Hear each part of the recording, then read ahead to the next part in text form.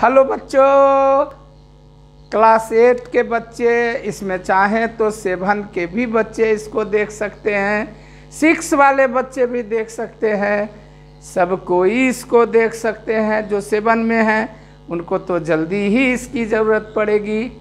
इसलिए बच्चों, जो भी घर में इधर उधर खेल रहे हो, आ जाओ, वीडियो चालू हो गया और तुमको मज़ा आएगा।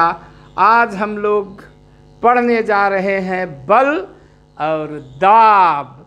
जब कोई बड़ा बच्चा छोटे बच्चे के ऊपर चढ़ जाता है तो कैसा भीतर से बच्चा चिल्लाता है, भाई भाई भाई भाई भाई, दाबी दिल को, दाबी दिल को, दाबी दिल को। यही है दाब, बल और दाब। बल नहीं तो दाब नहीं, अब बल है तो दाब है। जानते हो बच्चों, जब तुम क्लासरूम में आओगे तो सर सब तरह तरह का शब्द बोलेंगे। जैसे बोल देंगे, बोलो बच्चों, ए बच्चों पढ़ रहे हो तो बोलो तो प्रणोद क्या है, प्रणोद क्या है, व्हाट इज थ्रस्ट। और बल और दाब के बारे में अच्छा से जानना है तो पार्ट 1 का वीडियो है अवेलेबल। ये तो पार्ट 2 चल रहा है, पार्ट 1 का वीडियो देखिए। पिछला वीडियो आपको मिल जाएगा। वर्मा सर्स निष्णात क्लासेस टाइप करिए, अपने रिश्तेदारों को, दोस्तों को, दूर दराज के लोगों को खबर करिए कि वर्मा सर छोटे क्लास को भी पढ़ा रहे हैं।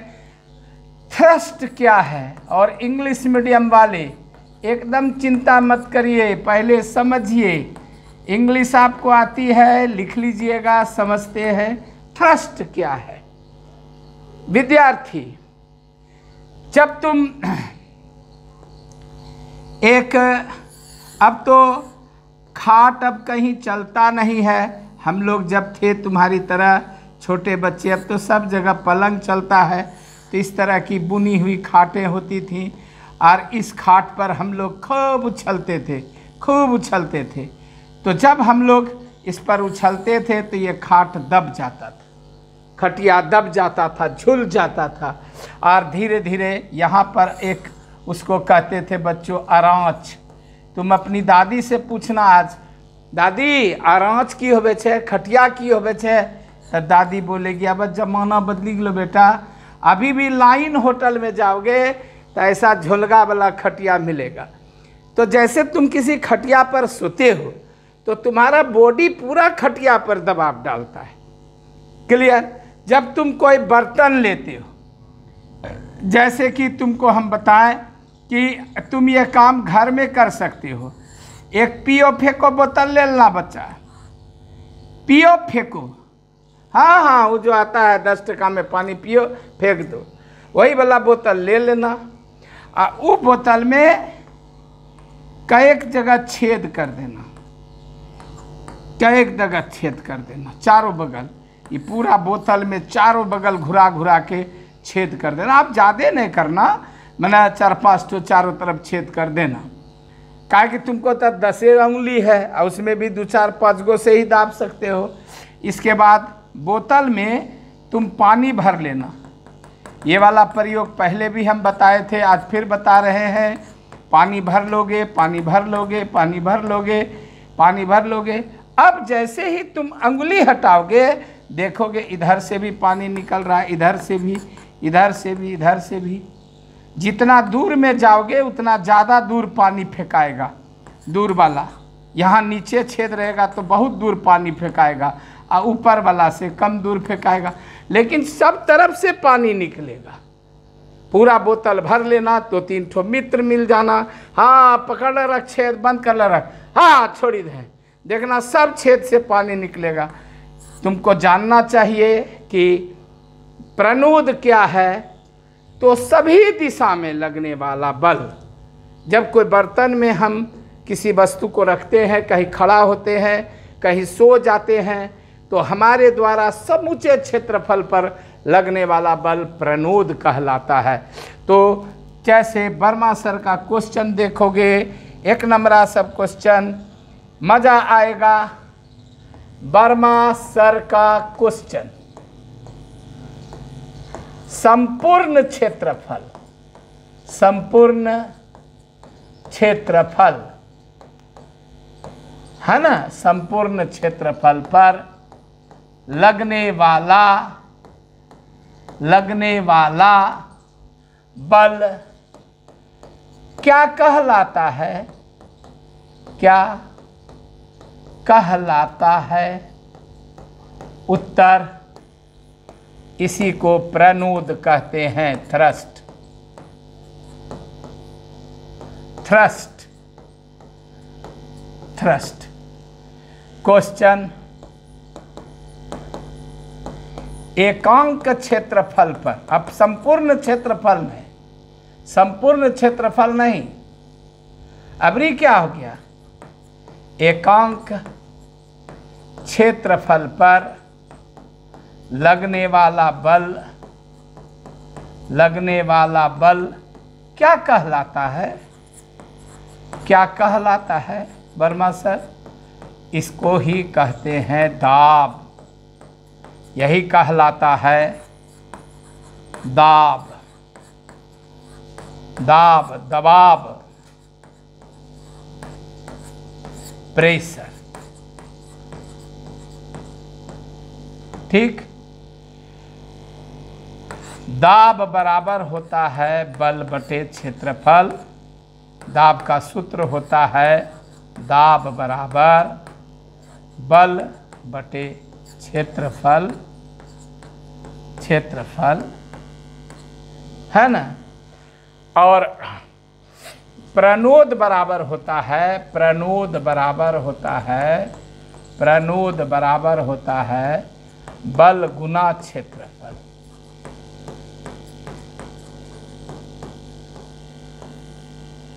है ना।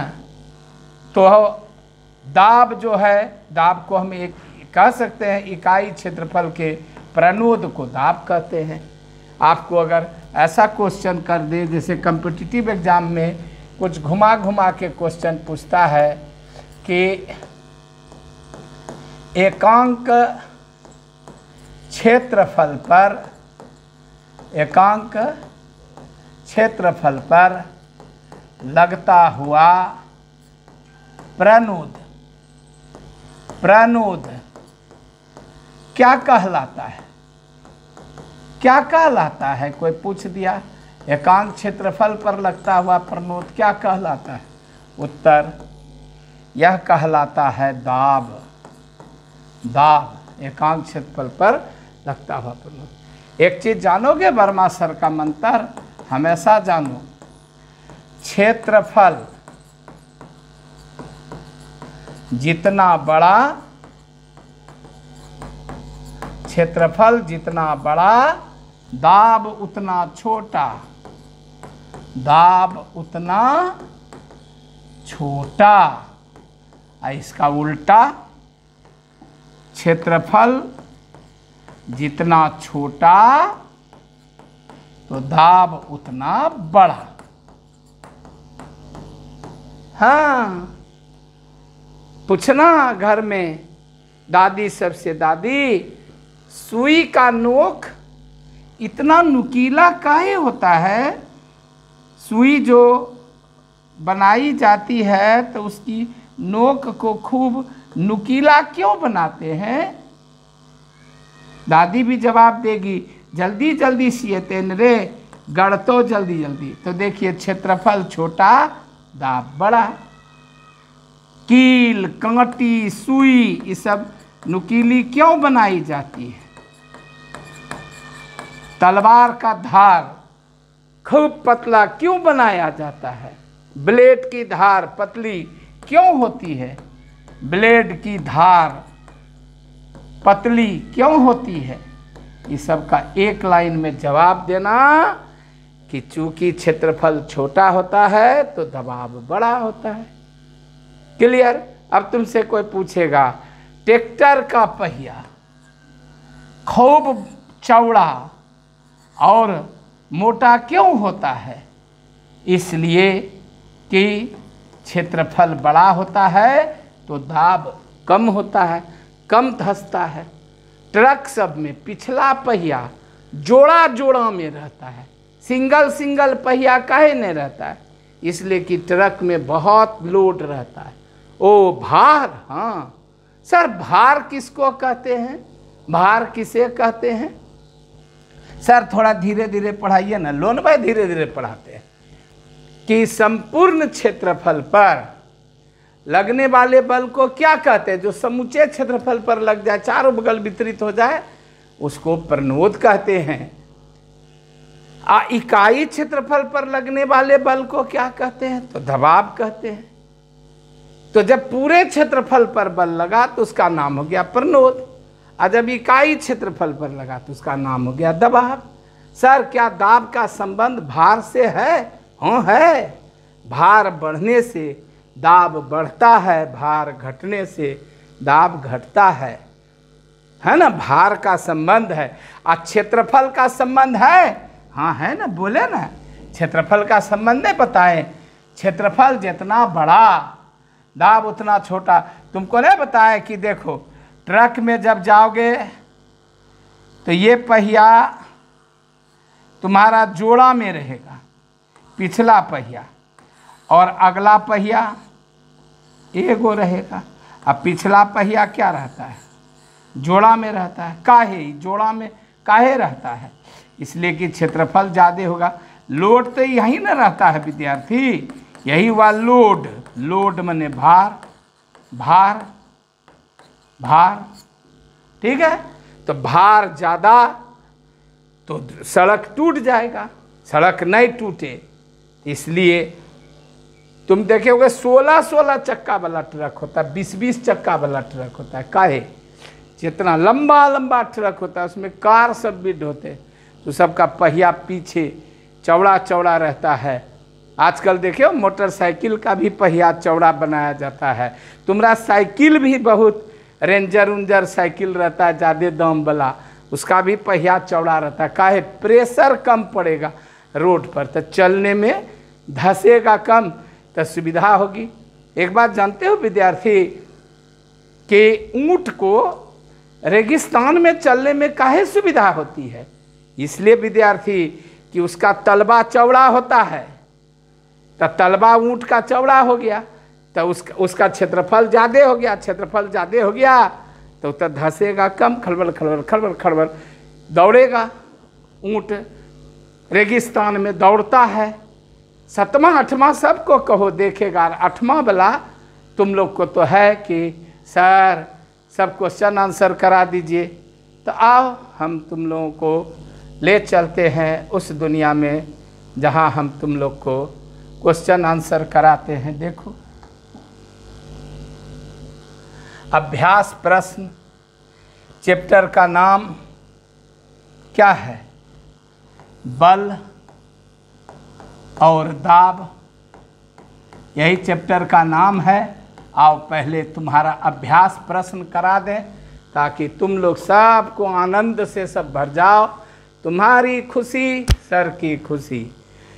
हाँ हाँ हाँ हाँ विद्यार्थी, हम रोज़ रोज़ नहीं आ पाते हैं, बहुत सारा काम रहता है, इसलिए sorry sorry sorry very sorry.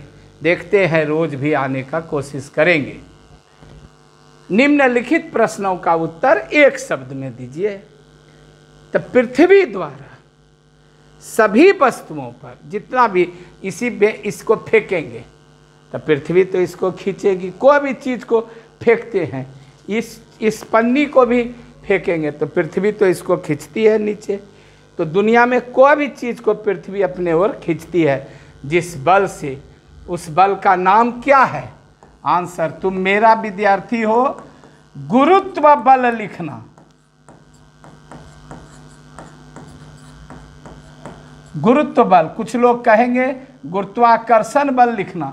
हम ही नहीं कहते हैं कि गुरुत्वाकर्षण बल लिखना गलत है, वो भी लिख सकते हो। छोटा क्लास का लड़का हो, तुमको जो याद रहेगा गुरुत्व बल मन होगा गुरुत्व बल लिखना, गुरुत्वाकर्षण बल लिखना, गुरुत्वाकर्षण बल लिखना। और इसका तीसरा नाम भार बल भी है। लो वर्मा सर से पढ़ते हो तो तीनों में कोई भी लिखोगे तो सही होगा। लेकिन जब बड़े क्लास में जाओगे तो पता चलेगा हर एक गुरुत्वाकर्षण बल गुरुत्व बल नहीं होता है, और हर एक गुरुत्व बल गुरुत्वाकर्षण बल होता है। हर एक गुरुत्वाकर्षण बल भार बल नहीं होता है, लेकिन हर एक गुरुत्व बल भार बल होता है। जब पृथ्वी कोई चीज को खींचती है ना, तब उसको गुरुत्व बल कहते हैं।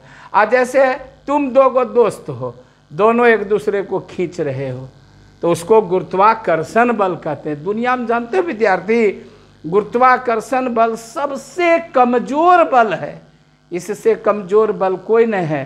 तुमको कभी ऐसा लगता है कि तुम्हारा दीवार तुमको खींच रहा है? हाँ हाँ, एक वो चीज़ लगता है नींद आने पर कि पलंग तुमको खींच रहा है, या वीडियो चलने पर मोबाइल खींच रहा है। सब चीज़ छोड़ के कोई रोकता भी, रुके रुके रुके, नहीं नहीं सर के मोबाइल चली रहलो छै, हमरा जिम्मे नहीं छै अपनो मोबाइल। दोस्तों कन जाए छिए, देखे छिए, दोस्त के यहाँ जाओ, देखो मोबाइल देखो। जो सब गरीब सब बच्चे हो, मत निराश हो, तुम्हारे मित्र होंगे, मित्रों में चर्चा करो, चलो ना मिल के बैठ के देखेंगे वर्मा सर का वीडियो क्लास, मजा आएगा। अरे तो अभी तुरंत पढ़ाए विद्यार्थी की इकाई क्षेत्रफल पर कार्य करने वाले बल को क्या कहते हैं? दाब, प्रेशर, समझे विद्यार्थी? और तरल द्वारा ऊपरीमुखी दाब, ऊपरीमुखी दाब, इसको क्या कहते हैं जानते हो? इसको कहते हैं उत्प्लावकता। हाँ, उत्प्लावकता, उत्प्लावकता, बॉयंसी। जो सब इंग्लिश मीडियम के छात्र हो, बॉयंसी, तरल माने फ्लूइड होता है। फ्लूइड किसको कहते हैं सर? जिसमें बहने का गुण हो, द्रव और गैस, ये दोनों में खूब बहने का गुण होता है, लिक्विड और गैस, इसी को तरल कहते हैं। लिक्विड नहीं समझे सर? पानी का राशन तेल, कड़वा तेल, दूध है ना, मुर्गी की झोर, ये सब लिक्विड है यार। गैस तो है ही है, जानवे करते हो, हवा, हाइड्रोजन, नाइट्रोजन, ऑक्सीजन। हाँ, सत्तू मत खाना, नहीं तो अगर दूसरों गैस निकलता है सो देखना। हाँ, मेथेन गैस ऐसा। तो उत्प्लावकता, बॉयंसी। अब अपना अंगिका भाषा में उपला गए रे, उपला गए, पानी में डुबकी मार के देखना। अब खूब गहरा पानी में नहीं जा करके गंगा जी में डुबकी मार देना, बाद में हमको फ़ोन करना ऊपर से, सर जोरम चलो के लिए ये उपले लिए लेकिन बही के लिए। तुम पानी में कोई हल्का चीज़ को डुबाना, हल्का चीज़ देखोगे वो अपने आप ऊपर की ओर उठेगा। इसी को उत्प्लावकता कहते हैं, ऊपर उठना। ये बॉयंसी फोर्स है। इस पर आर्किमिडीज सब वैज्ञानिक ने नियम दिया है। बड़े क्लास में आओगे ना, जैसे ही 9th में आओगे पढ़ोगे आर्किमिडीज का सिद्धांत क्या है। आर्किमिडीज हुए, पास्कल हुए, बर्नौली हुए, इन लोगों ने उत्प्लावकता पर खूब काम किया है, खूब नामी वैज्ञानिक हुए हैं। हाँ, तुमको उत्प्लावकता का एगो खिस्सा सुना देते हैं, खूब मज़ा आवेगा। नानी दादी भी हो, करो बुला लो, खूब मस्ती से खिस्सा सुनो, तोरा बताते हैं, है ना। यूनान में एक बहुत बड़ा दार्शनिक हुआ था आर्किमिडीज। वह जो है चिंतक विचारक था, एक अच्छा व्यक्ति भी था। यूनान के राजा ने एक बार मुकुट बनाया और रानी का कनफुसकी, सब जानबे करते हो कनफुसकी माय होती है, कनफुसकी जाके कान फुसुक दिया। ये रानी सोनरवा बमानी कर लछोन, राजा के मुकुट में सोना में मिला लछोन, खाद तंगवा मिला लछोन। अब राजा को मुकुट इतना पसंद था कि वो तोड़ना चाहता ही नहीं था। तो अब सोचने लगा, वो घोषणा कर दिया कि मुकुट को बिना गलाए, बिना पिघलाए कौन ऐसा आदमी है जो हमको बता देगा कि इसमें खाद कितना है न है, कैसे जानेंगे। अब वो बहुत दिन तक कोई नहीं खोज सका विद्यार्थी। एक बार की बात है कि आर्किमिडीज टब में स्नान करने के लिए घुसे। असल में टंकी रहता अपना घर के छत पर, कभी कभी साफ करने जाते हम लोग भी, तो टब में स्नान करने घुसे। वो जो मारिन न डुबकी, बस यही उत्प्लावकता उसको पिला दिया।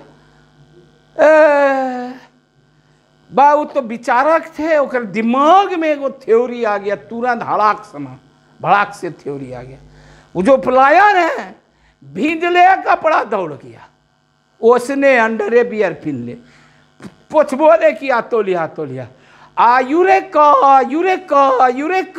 आ दौड़ ले जाए। अब जितना भी दुकानदार था, कोरोना वाला पीरियड नहीं था कि सब दुकानें बंद है, सब खुलल था, सब आज भी पगला लोग की मास्टरबा ही था, वो भी शिक्षक भी थे, पढ़ाते भी थे, विचारक भी थे, विद्वान आदमी थे, सब उनको जानता था। जैसे हम अगर उसी तरह दौड़ने लगेंगे सुल्तानगंज में तो क्या स्थिति होगा, टोटले आदमी गड़बड़ा जाएगा कि लो बर्मा सर पगले लो, तो सुनबे करे रहिए कि पागल छे। बहुत आदमी बोलता है विद्यार्थी कि ओकरा अगर नहीं जे पगला तो पढ़े तब क्या करेंगे, बोलने वाला का हम चमड़ा का मुंह है, किसी का रोकेंगे। लेकिन बहुत आज तरह बात बोलता है, मार तो रे अगर ये तो फलना कर तो ऐसनो कड़ा क्वेश्चन पढ़े तो नहीं माथे में नहीं घुस, तो इतनी झूठ फूस बात है यार। वो जो दौड़ा ना यूरेका, तो यूनान में यूरेका मने होता है आई हैव फाउंड इट, मैंने पा लिया राजा। राजा के दरबार में पहुंच गया। अब दरबारी भी हक्का बक्का, राजा भी हक्का बक्का। क्या हुआ आर्किमिडीज? तब आर्किमिडीज घोष हुआ, आ जा जल्दी से राजा उसको ओढ़ाया, भाई साल दिलवाया। हाँ बोलिए मास्टर साहब क्या बात हुआ? कहा सर हम खोज लिए और यहीं से घनत्व का जन्म हुआ विद्यार्थी, और फिर आपेक्षिक घनत्व का जन्म हुआ। इन बातों को देखने के लिए इंतज़ार करिए 8वीं से 9वीं में आने का, और देखते रहिए वर्मा सर का वीडियो क्लासेस। तो हम समझते हैं कि आप ही उत्प्लावकता बुझ गए होंगे, और कोई भारी चीज़ डुबा दोगे बस डुबले रह जाएगा। तो कोई चीज़ क्यों डूबती है, क्यों तैरती है, इस सब का सिद्धांत जानने के लिए 9th क्लास का वीडियो देखें। 8th क्लास का वीडियो चल रहा है। वह बल जो वस्तु को जल में तैरते हुए रखती है, वह बल क्या कहलाती है? अभी तक तुरंत बतेलिए और है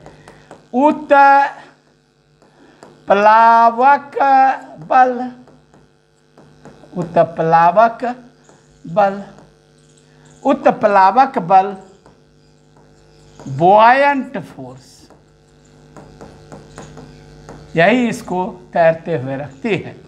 इकाई क्षेत्रफल पर लगने वाला वायुदाब, इकाई क्षेत्रफल पर लगने वाला वायुदाब क्या कहलाता है? इसको वायुमंडलीय दाब कहते हैं। वायुमंडलीय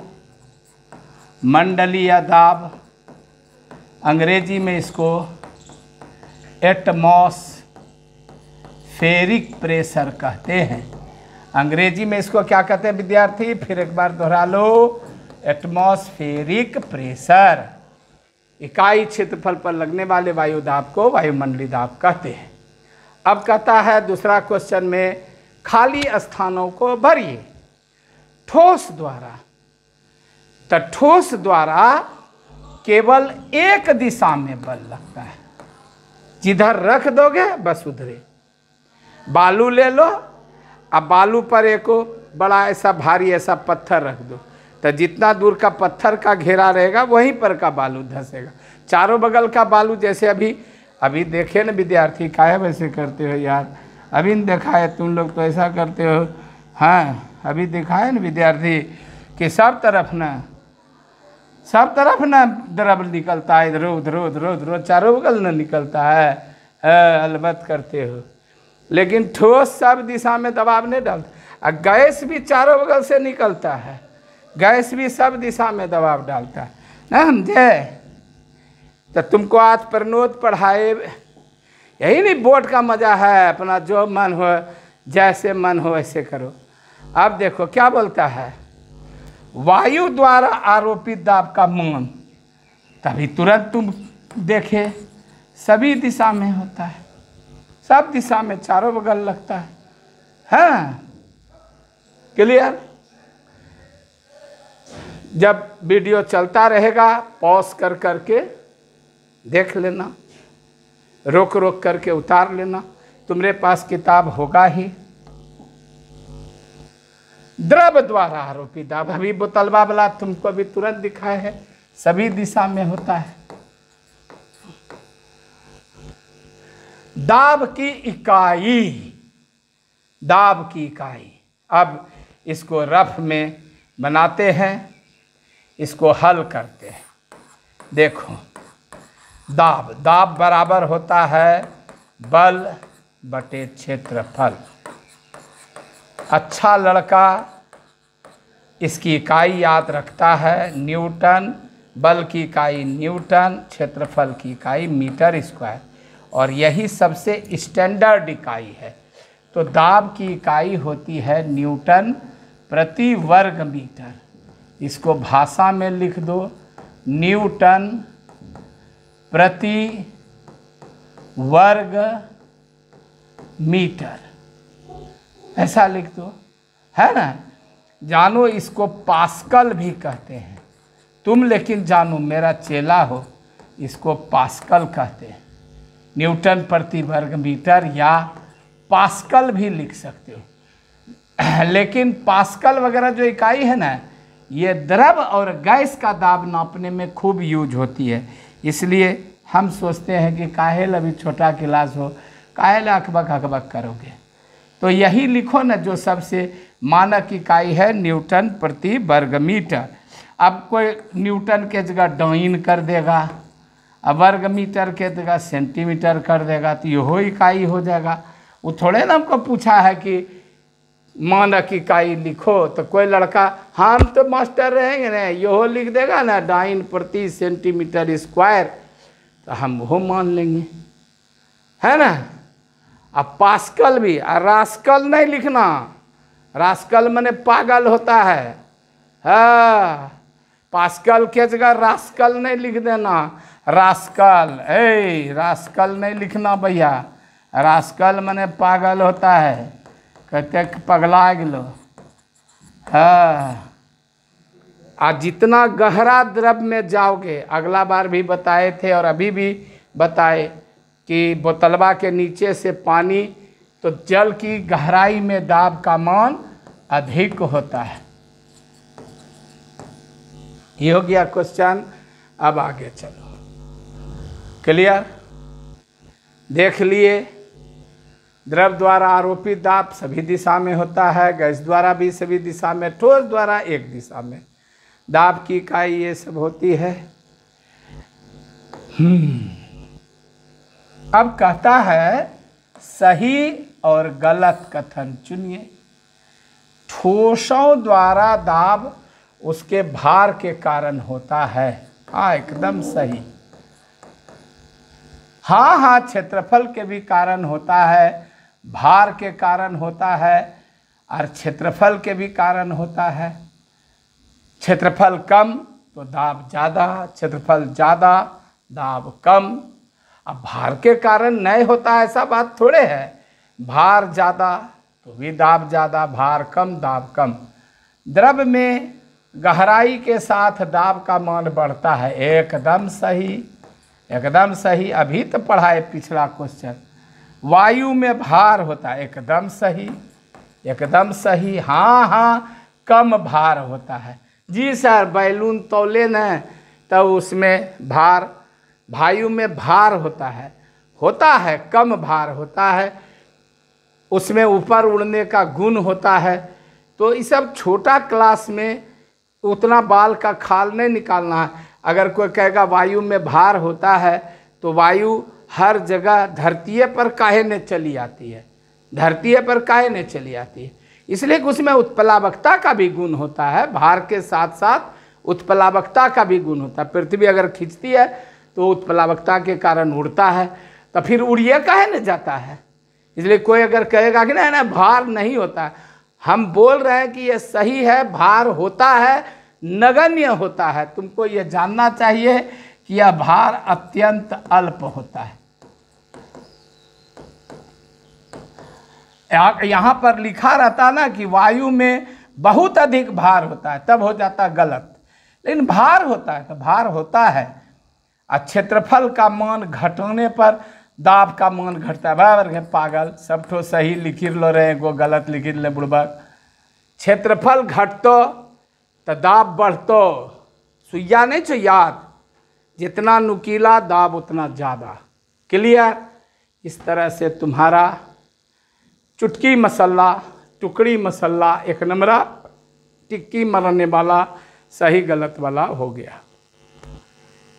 अब तुम्हारा चल रहा है क्वेश्चन नंबर 4, बल और दाब में क्या अंतर होता है। तो तुम तो मेरा विद्यार्थी हो। बल और दाब में निम्नलिखित अंतर है। निम्नलिखित अंतर होता है। हाँ ठीक। और जैसे अंतर वाला क्वेश्चन आया ना, पड़ाक बंटवारा कर दो और अंग्रेजी जरूर लिखो। बल में हो गया फोर्स, अभी से अंग्रेजी लिखने का आदत डालो। और दाब हो गया विद्यार्थी प्रेशर। फोर्स और प्रेशर, प्रेशर को कर देंगे ना कैसा, दाब से सीटी बजता है, सुई सुई सुई। हर एक अंतर में पहला पॉइंट उस चीज का परिभाषा लिखना चाहिए। एक मंत्र बता देते हैं, एक पॉइंट ऐसे हो जाएगा।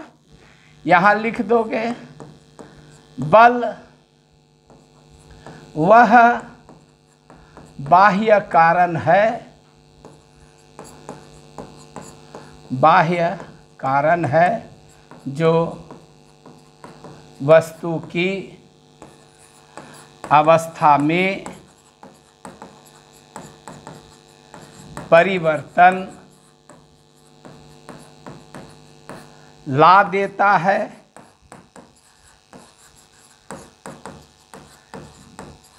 या लाने की चेष्टा करता है, चेष्टा करता है। एकदम इसको एकदम रट लो एकदम। और प्रति एकांक क्षेत्रफल पर लगते हुए बल को दाब कहते हैं, दाब कहते हैं। ठीक? तुम मेरा विद्यार्थी हो, एकदम लिखो खूब बिना डरे। इसका संकेत F, सूत्र बल बराबर मात्रा गुना त्वरण है। इधर लिखो, इसका संकेत बड़ी P या छोटी P, सूत्र दाब बराबर बल बटे क्षेत्रफल है। संकेत भी लिखना है, संकेत भी लिख दो। P बराबर F बटे A। इकाई भी लिखना है, यहाँ इकाई भी लिख दो, न्यूटन प्रति मीटर स्क्वायर। और इसका सूत्र संकेत लिखना है F बराबर m गुना A। इकाई लिखना है, इकाई भी लिख दो, इसकी इकाई न्यूटन। ठीक हो गया। ज़्यादा अभी तुम लोग छोटा बच्चा हो, इतना भी लिखोगे बढ़िया से नंबर आएगा। बहुत ज़्यादा फिर बढ़ो धीरे धीरे, चाहेंगे तो बहुत पॉइंट इसमें हो सकता। बल के प्रकार, दाब के प्रकार, बहुत तरह की बात है। बल को कैसे मापते हैं, दाब को कैसे मापते हैं, बल कितने प्रकार का होता है, बहुत तरह का बात है। यही सब बड़े बड़े क्लास में जाओगे तो पढ़ोगे। डियर स्टूडेंट्स, तुम समझ ही रहे हो, यही है तुम्हारा क्वेश्चन आंसर। वाह वाह वाह वाह वाह वाह, देख लो खूब। 5 नंबर क्वेश्चन। चलो, क्या कहता है, आप पिन को नुकीला क्यों बनाते? तेरी बच्चा वाला क्वेश्चन है सर। आप बोला तो इसको बदल देंगे, हम पिन को नुकीला इसलिए बनाते हैं, इसलिए बनाते हैं ताकि उसका दाब बड़ा हो। एक काम करना विद्यार्थी, एगो पिन का फोटो भी बना देना।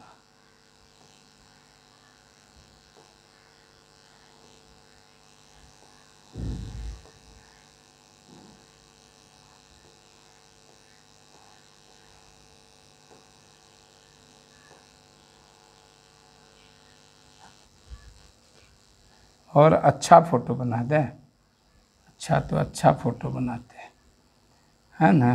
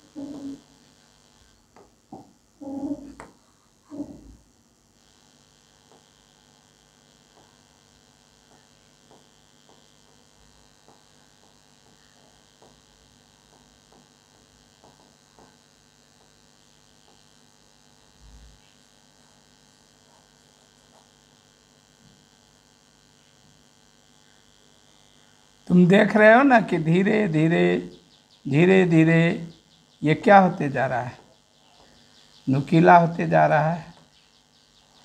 और ये हो गया एकदम नुकीला।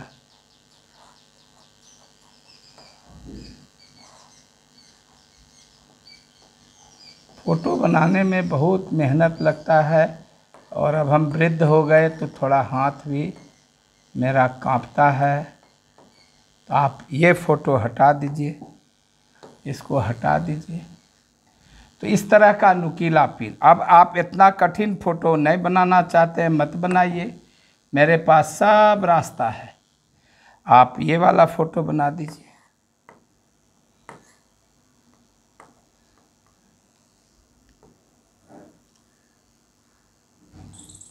ऐसा तीर का चिन्ह दिखा दीजिए, ये पिन हो गया। और इसको थोड़ा सा ऐसे मोटा कर दीजिए, इसको थोड़ा सा मोटा कर दीजिए, और आगे में जाके पतला कर दीजिए। बस ये पिन हो गया, ये पिन हो गया, ये भी पिन हो गया, वो भी पिन हो। तो हम पिन को नुकीला इसलिए बनाते हैं ताकि उसका दाब बड़ा हो, है ना, क्योंकि दाब बराबर बल बटे क्षेत्रफल। तो क्षेत्रफल जितना छोटा होगा दाब उतना बड़ा होगा। चित्र अगर पसंद है तो ठीक है, और नहीं पसंद है तो हमको तो नहीं पसंद है, दिखा दिए, ये सब झूठो ख़त्म ये सब है। घर में तुम अपना बढ़िया से चित्र बना लेना, क्योंकि है ना, ये व्याख्या हो गई इसकी। दाब बड़ा तो क्षेत्रफल छोटा, क्षेत्रफल बड़ा तो दाब कम, क्षेत्रफल बढ़ने से दाब घटता है। अब इसको समझो, इसको समझो विद्यार्थी, इसको समझो रखना। चलो, दाब हो गया, आई बल हो गया। बल को घेर दो तो चुपचाप रहिए, तो कुछ नहीं करिए, क्षेत्रफल, है ना। अब देखो, मान लो बल है 10 न्यूटन और क्षेत्रफल है 10, ठीक। तो दाब कितना हो गया, 10/10, 1 न्यूटन प्रति मीटर स्क्वायर। लेकिन अगर क्षेत्रफल 10 के जगह पर 2 हो जाए तो दाब कितना होगा, देखो 5 न्यूटन प्रति मीटर स्क्वायर। तो तुम ही बताओ, क्षेत्रफल जब घटा तो दाब क्या हो गया, बढ़ा। और अगर क्षेत्रफल 20 हो जाए तब तो 10/20, तो कितना हो जाएगा, आधा न्यूटन प्रति मीटर स्क्वायर। अब तुमको समझ में आ गया होगा, समझ में आ रहा है। देखो, तुम जब 20 रखे क्षेत्रफल तो दाब आया हाफ, 10 किए कम हुआ, दाब 1 हो गया, 2 किए 5 हो गया, बढ़ गया। इस तरह से क्षेत्रफल घटने से दबाव। तो हम पिन को नुकीला क्यों बनाते हैं, इसलिए बनाते हैं ताकि उसका दाब बड़ा हो, क्योंकि क्षेत्रफल घटने से दाब क्या होता है, बड़ा होता है। क्लियर, समझ लो खूब अच्छा से। जो उधर उदाहरण दिए हैं, गप भी मेरा सुनो। अगर तुम लोग 2 भाई बहन हो और बाबूजी 1 रसगुल्ला लाए हैं तो आधा आधा को मिलेगा, और अगर 4 भाई बहन हो तब टुकड़ा टुकड़ा मिलेगा, 10 गो हो तो रस चाटना। तो इसलिए क्षेत्रफल बड़ा तो दाब छोटा, क्षेत्रफल छोटा तो दाब बड़ा। क्लियर, आगे चलें अगला क्वेश्चन पर, 6 नंबर पर। 6 नंबर क्वेश्चन क्या कहता है, सर आप अपने सिर पर कितना वायु के भार को ढो रहे हैं अगर आपके सिर का क्षेत्रफल 100 वर्ग सेंटीमीटर है। सिर का क्षेत्रफल कितना है, ए तो जिसको याद रहेगा उसी से बनाओगे उसी से। यदि सिर का क्षेत्रफल 1 सेंटीमीटर स्क्वायर है तो वायु का भार 1 किलोग्राम होता है। ये तुमको याद रखना रहेगा। वायुमंडलीय दाब 1 किलोग्राम प्रति वर्ग सेंटीमीटर होता है। तो अगर सिर का क्षेत्रफल 1 सेंटीमीटर स्क्वायर है तो वायु का दाब 1 किलोग्राम है। तो तुम ही बताओ कि यदि सिर का क्षेत्रफल 100 सेंटीमीटर स्क्वायर हो गया तो वायु का भार कितना होगा, तुम ही बताओ। 1 से 100 पर गए, ये 100 हो गया, किलोग्राम होगा। इसलिए आंसर बराबर क्या हो गया, 100 किलोग्राम। देखना विद्यार्थी, डॉट फॉट मत देना, ठीक। ये तो बच्चा वाला एकदम क्वेश्चन था, ठीक। आओ, पर्वतारोही को पर्वत के ऊपर चढ़ने में, सांस लेने में कठिनाइयों का सामना क्यों करना पड़ता है? बच्चा वाला आंसर है, बच्चा वाला क्वेश्चन है। तो तुमको भले भारी लगता होगा, हमको भी लगता है भारी, ऐसा मत समझो। हम तुमको तरीका सिखाते हैं, एकदम कमज़ोर विद्यार्थी। पर्वतारोही को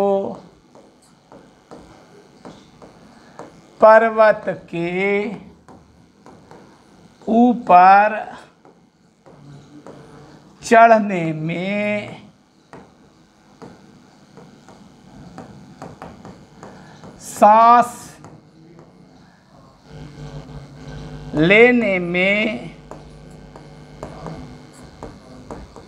कठिनाइयों का सामना, अब आ गया कि क्यों करना पड़ता है, तो क्यों का जवाब दे देंगे। इसलिए करना पड़ता है क्योंकि पहला, ऊंचाई बढ़ने पर वायु दाब घटता है, वायु दाब घटता है। ये शब्द नहीं लिखोगे तो ये लिखना, वायु की उपलब्धता, ये थोड़ा कठिन है, उपलब्धता जिसको अंग्रेजी में कहते हैं अवेलेबिलिटी, वायु की उपलब्धता घटती है। तो हमको लगता है कि मत लिखना, है ना, यही लिखना, वायु दाब घटता है। ऊंचाई बढ़ने से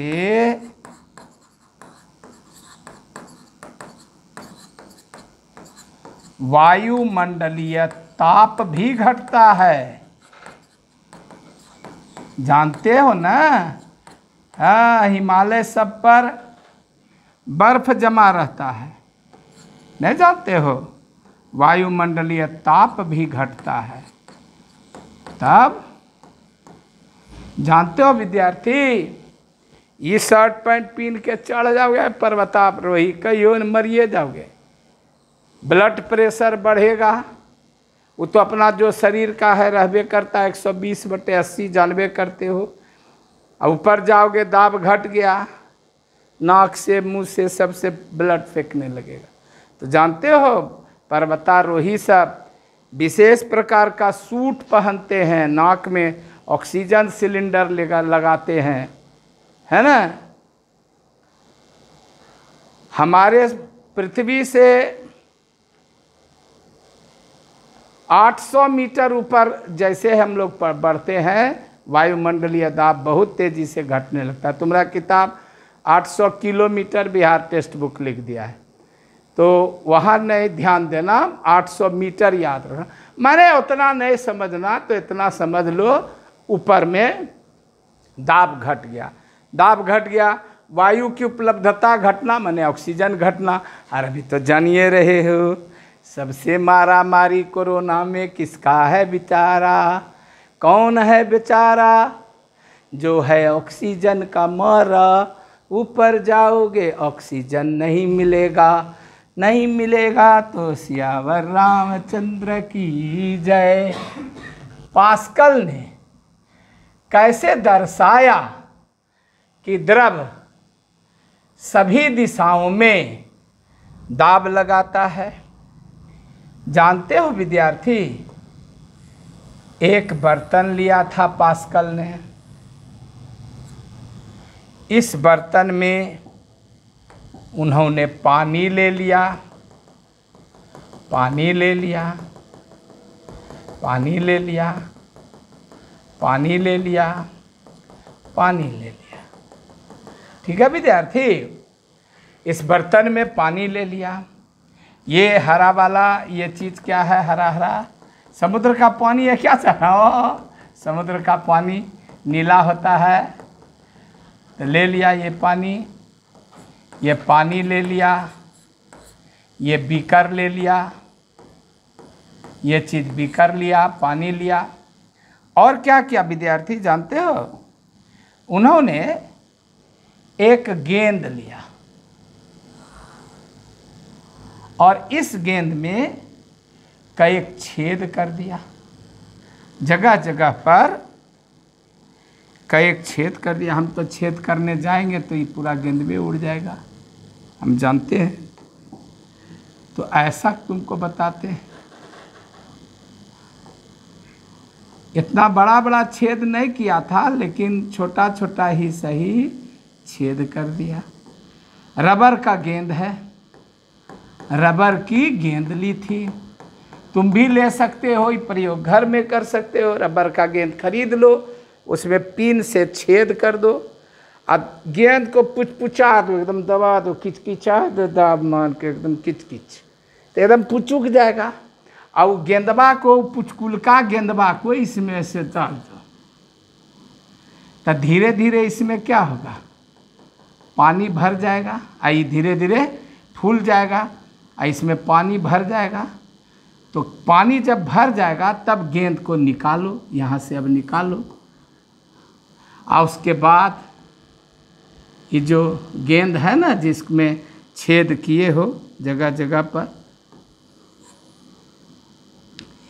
इस गेंद में क्या भरा हुआ है विद्यार्थी बताओ? ये गेंद में क्या भरा हुआ है? पानी। इसमें पानी भरा हुआ है। ये गेंदबा में क्या भर गया है? हवा था नहीं, पुचपुचा दिए थे, को हवा नहीं था, अंदर गया, पानी भर गया, इसमें पानी भरल है। अब इसमें इससे जो पानी है ना, जरी जरी सन चुएगा, ज़्यादा नहीं चुएगा, चूँकि छेद सब बहुत छोटा छोटा है ना, इससे ज़्यादा पानी नहीं चुएगा, तनी तनी पानी बूंदिक बूंदिक गिरेगा। अब तुम एक काम करो विद्यार्थी कि इसको चाँप दो, इसको प्रेशर डाल दो। प्रेशर डाल दोगे तो क्या होगा? देखोगे कि जिधर से प्रेशर डालोगे अपोजिट साइड से पानी खूब तेज़ी से निकलेगा। तुम्हारे किताब में भी फ़ोटो है, हमरे किताब में भी फ़ोटो है, तुम देख लो। ये क्या किया है? गेंद लिया, गेंद में छेद छाद किया, और इसके बाद इसको डुबा के पानी से भर लिया, और बाद ला के चाँप रहा है। चाँप रहा है तब पानी चारों बगल उड़ रहा है कि नहीं? पिचकारी से कैसे निकलता है, उसी तरह यही प्रयोग है। इसका प्रयोग देख रहे हो ना, देख लो बढ़िया से, यही प्रयोग है इसका प्रयोग, है ना। तो बस यही है, तुम्हारा किताब में भी है। देखो इस सूत्र है ना, दाब बराबर बल बटे क्षेत्रफल, तो ये सूत्र है ना, ठीक।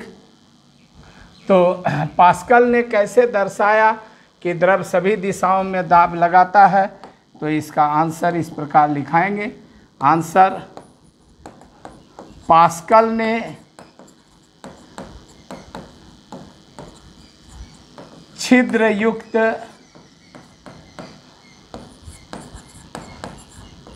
रबर की गेंद के भीतर की हवा निकालकर उसे पानी से भरे बर्तन में डुबाकर बाहर निकाला।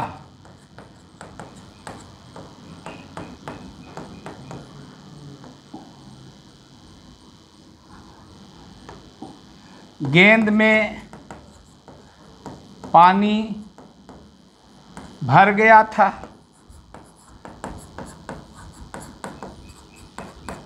गेंद को दबाने पर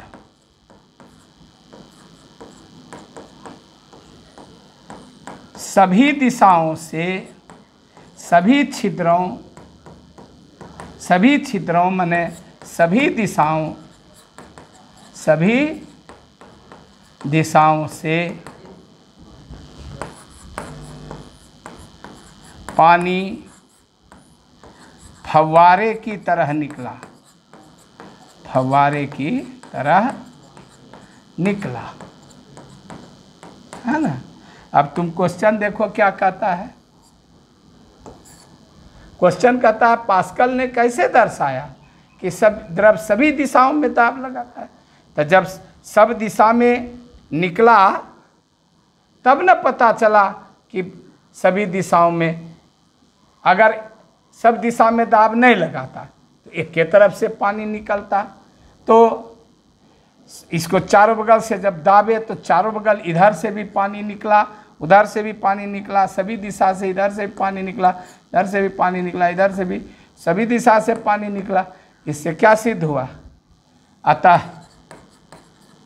द्रव सभी संभव दिशाओं में दाब लगाता है, सभी संभव दिशाओं में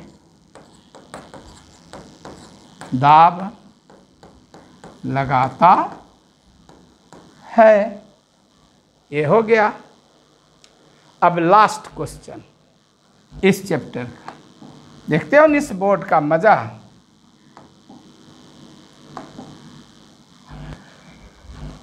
आप किसी स्थान पर वायु दाब कैसे निकालेंगे?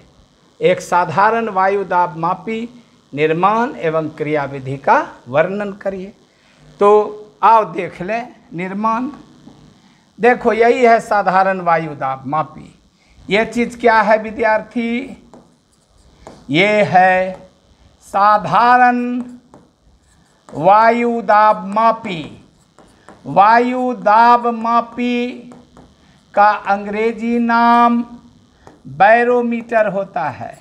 सिंपल बैरोमीटर यही है। ये कैसे बनता है? एक नाद लिए, नाद में पारा भर दिए, अब एक नली लिए कांच का, पारा से भर दिए, नीचे में अंगूठा लगाए, इसमें डाले, खड़ा कर दिए। नली देख रहे हो जगह जगह असांकित है, यह सब असांकन है, लिखा हुआ है 0 centimetre, 1 centimetre, 2 centimetre, 3 centimetre, 4 millimetre में है तो मिलीमीटर में है 0, 10 मिलीमीटर, 20 मिलीमीटर, 30, 40, 50, 60। साधारण वायुमंडलीय दाब 760 मिलीमीटर पारा चढ़ेगा या 76 सेंटीमीटर। बोलो, बात एक के है। कोई बोलता है 1 दर्जन अंडा खाए, कोई बोलता है 12 को खाए, बात एक के है ना। यहाँ पर कुछ नहीं रहता है, निर्वात रहता है, वैक्यूम रहता है। ये जगह कुछ नहीं, निर्वात। इसको टॉरिसेलिका शून्य कहते हैं। आप पारा गिरता नहीं है, चढ़ता है, चढ़ के रुक जाता है। जैसे अंगूठा से दोगे ना, जरा सन पारा गिरेगा, रुक जाएगा। काहे कि हवा दबाव डालती है। ये हवा का दबाव हुआ। हवा चाहती है घुसना, इधर से देख रहे हो बुल्लू वाला, हवा चाहती है घुसना, अब पारा चाहता है गिरना।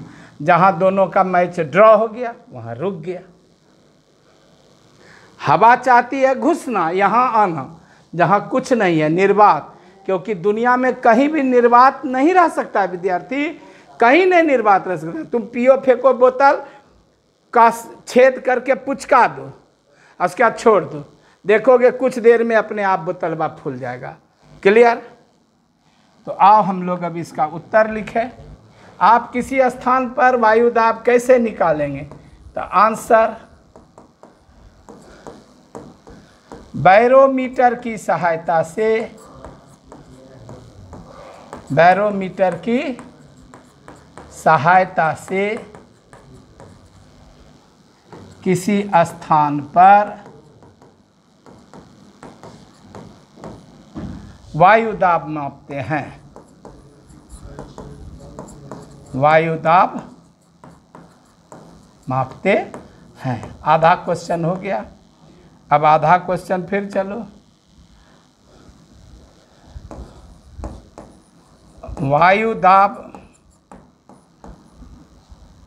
दाब मापी बनाने के लिए पारे से भरे नाद में, पारे से भरी असांकित नली, ग्रेजुएटेड ट्यूब, असांकित है ना, पारे से भरी असांकित नली उदग्र रूप से स्थापित करके स्टैंड से कस देते हैं, कस देते हैं, है ना। भार के कारण पारा गिरता है, परंतु वायु दाब के कारण वह कुछ दूर गिरकर स्थिर हो जाता है, स्थिर हो जाता है। चित्र बना दो। ये कांच की केस नली बना दो।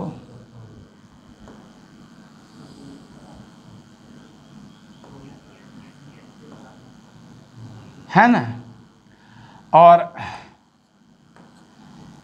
इसको एक पारे से भरे टब में उलट दो। और इस टब में क्या ले लो भैया, इस टब में पारा ले लो, ये पारा ले लो, ये पारा हो गया, ये पारा ले लो,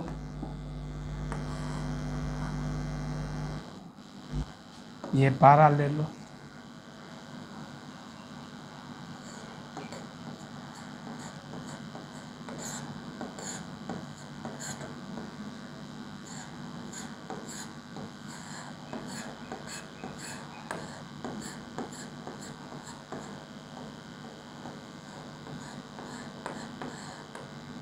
ये पारा ले लो भैया।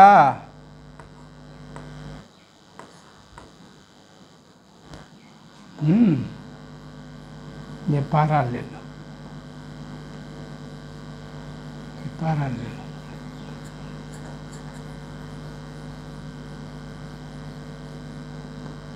ठीक।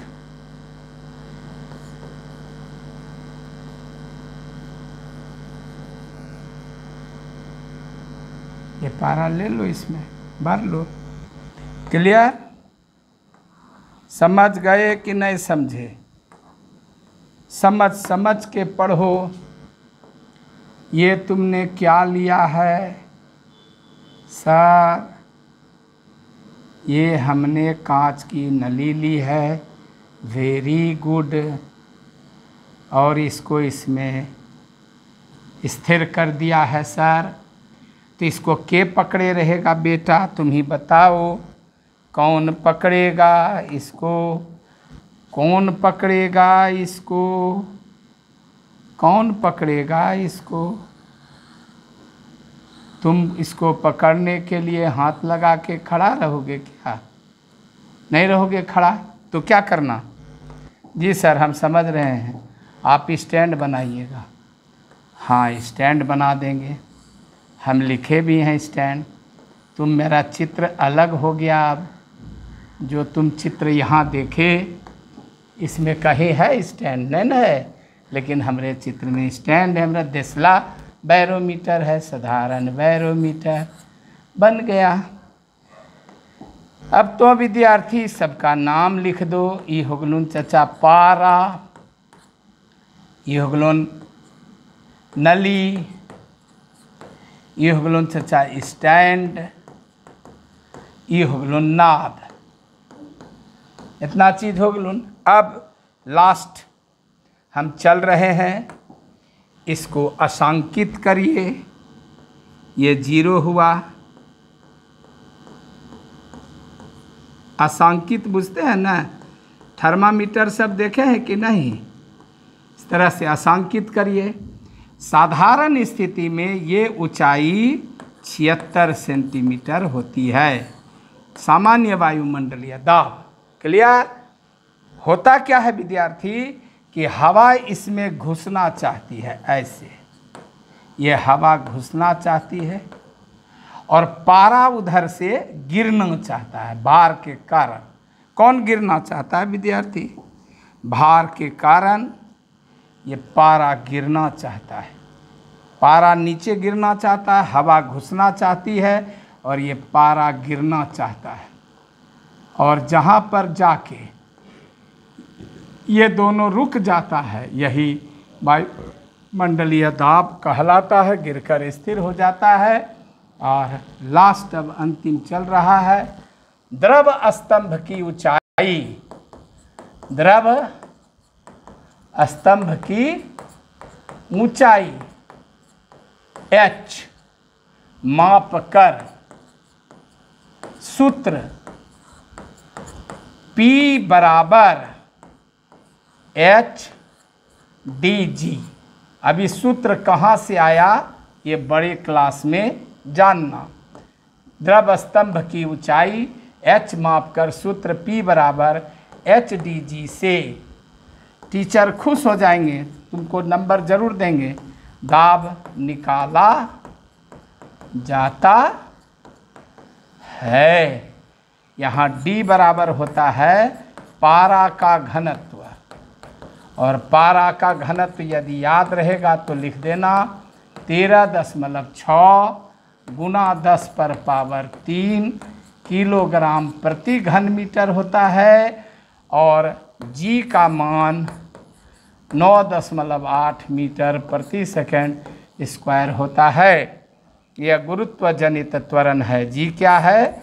यह है गुरुत्वीय त्वरण।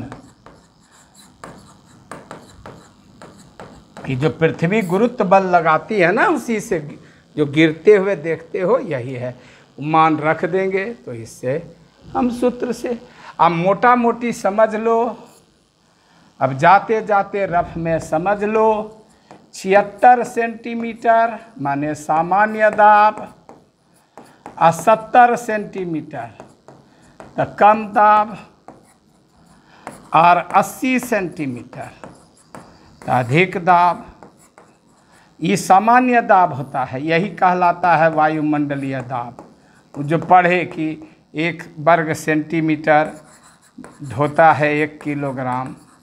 और सियावर रामचंद्र की जय। अब हम समझते हैं 8वां वाले विद्यार्थी खुश हो गए होंगे। हमारे जितने पुराने विद्यार्थी हो, खूब खुश रहो, स्वस्थ रहो, सुरक्षित रहो। धन्यवाद। फिर मिलते हैं नेक्स्ट वीडियो में।